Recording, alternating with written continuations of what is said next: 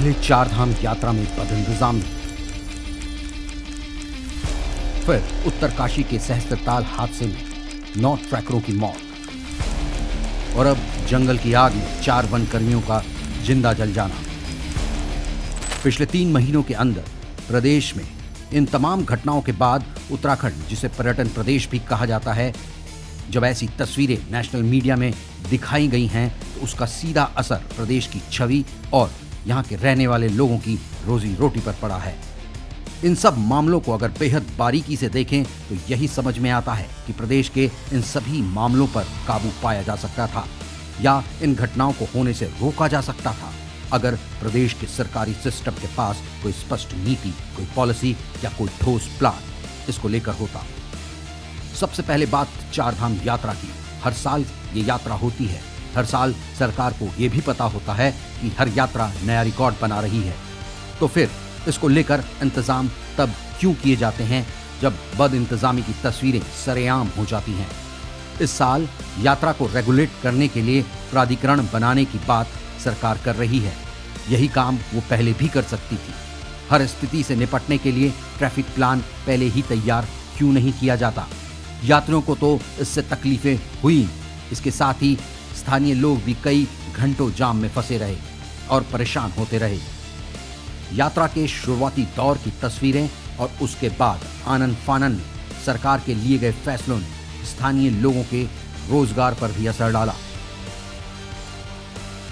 अब बात उत्तरकाशी के सहस्त्रताल ट्रैक पर 9 ट्रैकर्स की मौत पर कर लेते हैं।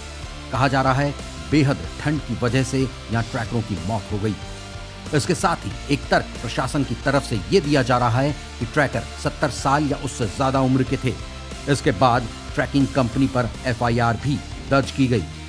इस घटना के तुरंत बाद जिला प्रशासन हरकत में आता है और ट्रैकिंग के लिए एसओपी बनाने के आदेश दे दिए जाते हैं। एसओपी का मतलब है मानक संचालन प्रक्रिया, जिसमें ऐसे ट्रैक पर जाने के लिए एक तय प्रक्रिया या प्रोसीजर फॉलो करना होता है। घटना घट जाने के बाद एसओपी को याद किया जा रहा है। पहले तो राज्य स्तर पर ट्रैकिंग के लिए एक नीति या नियमावली होनी चाहिए। पर्यटन विभाग अपने विज्ञापनों के जरिए सिंपली हेवन की तस्वीर दिखाकर ट्रैकिंग के लिए लोगों को आमंत्रित तो करता है, लेकिन उनकी सुरक्षा से पल्ला झाड़ लेता है। ऐसी घटनाओं के बाद वन विभाग और पर्यटन विभाग की तू मैं अब आम बात है। राज्य में इतनी ऊंचाई वाली जगहों पर ट्रैकिंग की कोई ठोस और स्पष्ट नियम नहीं है। जानकार मानते हैं कि अब समय एक ठोस नीति बनाने का है। उम्र का हवाला देकर भी शासन प्रशासन अपना पल्ला नहीं झाड़ सकता। दुनिया की सबसे ऊंची चोटी एवरेस्ट पर चढ़ने वाले उम्र दराज लोगों की लिस्ट अगर आप गूगल करें तो उसमें 76 साल से ज्यादा की उम्र के लोगों का आंकड़ा आपको मिल सकता है। रिसेंटली सहस्त्रताल ट्रैक पे हुए मिसहैपनिंग और ट्रैकर्स की डेथ के रिगार्डिंग हमको सिर्फ ये अपने डिपार्टमेंट और एजेंसीज को, गवर्नमेंट बॉडीज़ को ये एक जस्ट कन्वे करना चाहता हूँ कि हमारे स्टेट में एक अच्छी वेल बिल्ट एक स्ट्रक्चर्ड पॉलिसी की बहुत सख्त ज़रूरत है जो जल्दी से जल्दी लागू हो, जिसमें कुछ पर्टिकुलरली कुछ सेफ्टी स्टैंडर्ड्स जो इंटरनेशनल नॉर्म्स के अकॉर्डिंग हो, उस तरह का एक फ्रेमवर्क बनाया जाए कि उत्तराखंड एक वर्ल्ड रिनोन्ड एडवेंचर डेस्टिनेशन है जहाँ पे ट्रैकर्स की, एडवेंचरर्स की संख्या काफ़ी बढ़ रही है रिसेंटली। तो उसको हैंडल करने के लिए, सेफ टूरिज्म को प्रमोट करने के लिए एक अच्छी सुदृढ़ पॉलिसी की बहुत सख्त ज़रूरत है और गवर्नमेंट इसको जल्द से जल्द लागू करवाए। स्टेक होल्डर्स के साथ मिलके बैठ के अपने स्टेट के अकॉर्डिंगली कुछ चीज़ें तय करके उसको एनफोर्स कराया जाए। इसमें कुछ बातें हैं जिस तरह से गाइड टूरिस्ट रेशियो, ऑपरेटर्स की कैपेसिटी बिल्डिंग, ट्रेनिंग और कौन लोग जो ट्रैक्स सेल कर रहे हैं उनकी नॉलेज, किस तरह को क्या चीज़ सेल करें, क्या चीज़ ना सेल करें, क्या स्टैंडर्ड्स हों, उस तरह को ग्रिप में लेके एक पॉलिसी जल्द से जल्द सरकार या हमारा डिपार्टमेंट इन्फोर्स करे। अब बात प्रदेश की बेशकीमती धरोहर जंगलों की कर लेते हैं। प्रदेश में पिछले साल दिसंबर से ही सैकड़ों हेक्टेयर जंगल जल रहे थे। इसमें 10 लोगों की मौत अब तक हो चुकी है। ताजा घटना अल्मोड़ा के बेंसर अभयारण्य की है, जहां 4 वनकर्मी जंगल की आग में जलकर मर गए।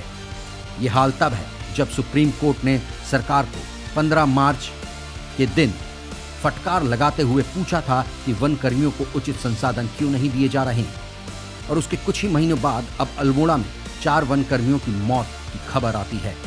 आखिर क्यों जिस इलाके में आग लगी थी वहां पर अग्निशमन की गाड़ी नहीं भेजी गई, ये एक बड़ा सवाल है।